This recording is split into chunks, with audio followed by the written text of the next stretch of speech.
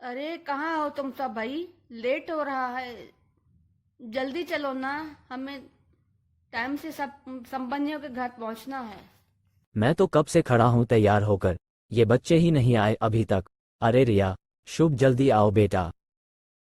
अरे पिताजी बस आ ही गए, बस आ गए। इतने में सभी लोग कार में बैठकर रिश्ता देखने के लिए जाते हैं। तभी गीता कहती है।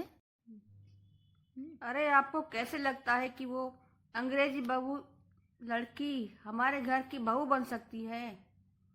कैसे रहने के तौर तरीके, साड़ी कैसे पहनती है, उसके कपड़े, और ना ही वो हमारी भाषा समझ पाएगी। अरे भाग्यवान, तुम चिंता क्यों कर रही हो?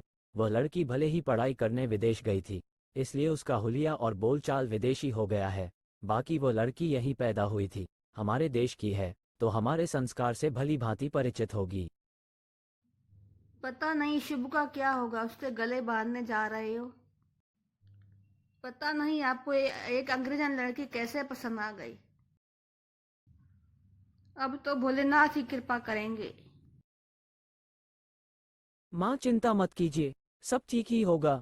अरे वाह, मेरी तो अंग्रेजन भाभी आएगी। आहा। तुम दोनों पागल हो गए हो क्या? अंग्रेजन भाभी आएगी, अंग्रेजन भाभी आएगी, जैसे रट लगा के रखी है। कुछ देर में वो रिश्ता देखने पहुंच जाते हैं, जहां लड़की की माँ उन्हें सब कुछ बता देती है। तो वो साड़ी पहनकर रहती है और उनका सबका चाय नाश्ता परोसती है। उसका स्वभाव सबको बहुत ही अच्छा लगता है। फिर उनकी चटमंगनी और पट बेहा हो जाता है। आओ बहू आओ, ये ससुराल ही तुम्हारा घर है। सर्दी बहुत बढ़ गई है, इसलिए आराम करो। ठीक है, हाय माँ जी। अपने अपने कमरे में चले जाते हैं। फिर अगले दिन बहू बेचारी देर तक सोती रहती है। और वहीं दूसरी ओर सास अपनी बेटी से बहू की शिकायतें करती है। अरे ये अंग्रेजन बहू कहाँ रह गई? इसे ये भी पता नहीं कि ससुराल में नाश्ता खाना भी बनाना पड़ता है। देखो ना माँ, सुबह का 11 बज गया है और ये अंग्रेजन भाभी तो मस्त होकर बिस्तर में सो रही है अभी तक। अच्छा बताती हूँ।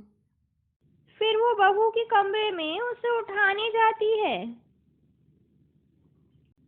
अरे ओ अंग्रेजन बहुरिया, चल उठ। काम बम नहीं है क्या तुझे? मुझे काम क्यों कराना है माँ जी? सुन दीजिए मुझे। तभी वो उस पर जग से ठंडा पानी मार देती है, जिससे बेचारी बहू जाग जाती है। ओ माँ जी, मुझे साड़ी मैम बीगा क्यों दिया? क्योंकि तू उठ न रही थी। काम कौन करेगा? चल उठ, चाय नाश्ता बना। मुझे लगा माँ जी कि यहाँ मुझे घर का काम नहीं कराना होगा। क्यों, ये तेरा मायका है जो पड़ी रहेगी भैंस की तरह? वहीं सास अपनी बहू को सुनाकर और कमरे में जाकर अपने पति के साथ हीटर जलाकर बैठ जाती है।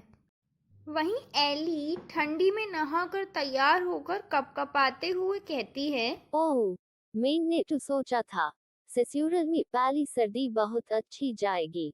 माँ जी मुझे बहुत प्यार करेंगी, पर उन्होंने तो देखो मुझे कैसे उठाया है। ओह, क्या होगा मेरा? मुझे तो ठीक से कोई काम करना भी नहीं आता।